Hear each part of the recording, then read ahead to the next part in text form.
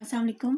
आज हम एक्सरसाइज 1.1 को समझने से पहले ये समझ लेते हैं कि मैट्रिक्स क्या होता है, क्योंकि क्लास 9 का जो फर्स्ट चैप्टर है वो तकरीबन सारा का सारा मैट्रिसेस पर है। ठीक है, तो उसको समझने से पहले हमें ये समझना ज़रूरी है कि मैट्रिक्स क्या होता है।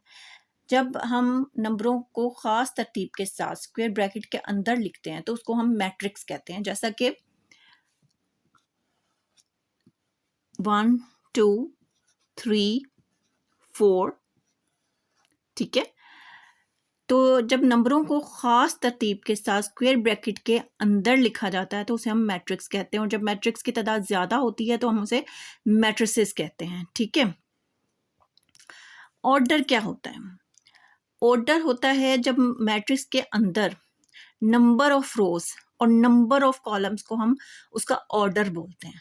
ठीक है, जितनी कॉलम्स की तादाद होगी, जितनी रोज की तादाद होगी, उसको हम ऑर्डर कहते हैं मैट्रिक्स का। ठीक है, यानी कि इसमें 2 ही रोज हैं और 2 ही कॉलम हैं, तो इसका ऑर्डर क्या होगा? ये 2/2 का ऑर्डर होगा। ठीक है, पहले रोज को रखा जाता है, फिर कॉलम्स को रखा जाता है, यानी इसकी 2 रोज हैं और 2 ही कॉलम हैं, तो इसको हम कहेंगे 2/2। इसका ऑर्डर क्या होगा? 2/2, यानी number of rose and number of जो कॉलम्स होते हैं, ठीक है, उसे हम ऑर्डर ऑफ मैट्रिक्स बोलते हैं। ठीक है, कॉलम क्या होता है? जब हम नंबर्स को वर्टिकल वे में लिखते हैं, ठीक है, ऐसे, तो इसको हम कॉलम कहते हैं।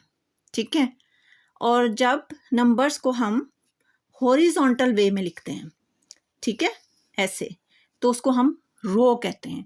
यानी इस मैट्रिक्स की ये कॉलम है और ये रोज हैं। ठीक है, तो इसको हम क्या कहेंगे? 2/2 का ऑर्डर।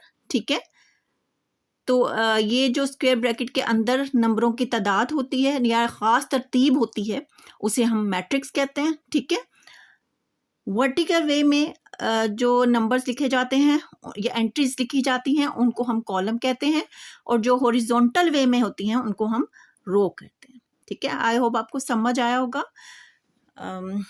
अगर आपको मेरी वीडियो अच्छी लगी है तो प्लीज़ लाइक कीजिए, शेयर कीजिए, सब्सक्राइब कीजिए। Thank you.